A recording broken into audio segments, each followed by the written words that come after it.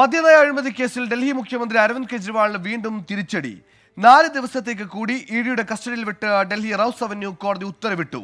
അരവിന്ദ് കെജ്രിവാൾ 100 കോടി രൂപ കോഴ ആവശ്യപ്പെട്ടതിന് തെളിവുണ്ടെന്ന് ഇഡി വാദിച്ചു. കോഴ വാങ്ങിയെങ്കിൽ പണം എവിടെയെന്നാണ് കെജ്രിവാൾ തിരിച്ചു ചോദിച്ചത്. കെജ്രിവാളിന്റെ അറസ്റ്റും കോൺഗ്രസിനെതിരായ ആദായ നികുതി വകുപ്പിന്റെ നടപടിയും നിരീക്ഷിക്കുകയാണെന്ന അമേരിക്കയുടെ പ്രതികരണത്തിൽ ഇന്ത്യ അതൃപ്തി അറിയിച്ചു.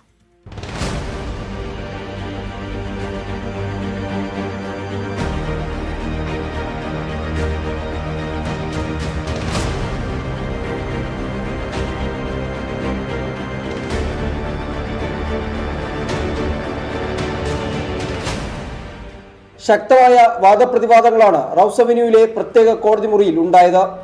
ഇഡിക്ക് വേണ്ടി ഹാജരായ additional solicitor general S V Raju Kejriwal കസ്റ്റഡിയിലിരിക്കെ ചോദ്യങ്ങളിൽ നിന്ന് ഒഴിഞ്ഞുമാറിയെന്ന് കോടതിയിൽ പറഞ്ഞു. കേസിലെ മറ്റ് പ്രതികൾക്കൊപ്പവും മൊഴി നൽകിയ ചില AAP നേതാക്കൾക്കൊപ്പവും കേജ്രിവാളിനെ ചോദ്യം ചെയ്യണമെന്ന ആവശ്യവും മുന്നോട്ട് വച്ചു. ഇക്കാര്യങ്ങൾ മുൻനിർത്തി 7 ദിവസത്തെ കസ്റ്റഡിയാണ് ഇഡി ചോദിച്ചത്. അഭിഭാഷകന് പകരം കേജ്രിവാൾ നേരിട്ട് തന്റെ വാദങ്ങൾ നിരത്തി. 2 വർഷമായി നടക്കുന്ന കേസിൽ താൻ കുറ്റക്കാരനാണെന്ന് ഒരു കോടതിയും കണ്ടെത്തിയിട്ടില്ല. 100 കോടിയുടെ അഴിമതി നടന്നെങ്കിൽ ആ പണം എവിടെയെന്ന ചോദ്യവും കേജ്രിവാൾ ഉന്നയിച്ചു.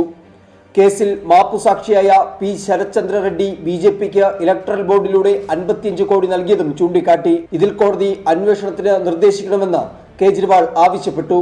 കേജ്രിവാളിന്റെ ഭാഗത്തുനിന്ന് ശക്തമായ വാദങ്ങളാണ് ഉണ്ടായതെങ്കിലും കോടതി ഉത്തരവ് പ്രതികൂലമായിരുന്നു. ഏപ്രിൽ 1 വരെയാണ് ഇഡി കസ്റ്റഡിയിൽ കേജ്രിവാളിനെ വിട്ടത്.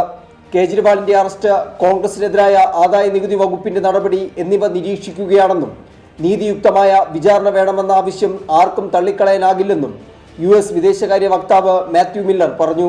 ഇത്തരം പ്രസ്താവനകൾ അംഗീകരിക്കാൻ കഴിയില്ലെന്നും പരസ്പര ബഹുമാനമാണ് നയതന്ത്രത്തിന്റെ അടിസ്ഥാനമെന്നും ഇന്ത്യയുടെ വിദേശകാര്യ മന്ത്രാലയം പ്രതികരിച്ചു.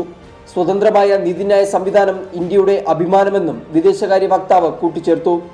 കേജ്രിവാൾ വിഷയത്തിൽ നേരത്തെ അമേരിക്ക നടത്തിയ പ്രതികരണത്തിൽ നയതന്ത്ര പ്രതിനിധിയെ വിളിച്ചു വരുത്തി ഇന്ത്യ അതൃപ്തി അറിയിച്ചിരുന്നു. 24 ഡൽഹി.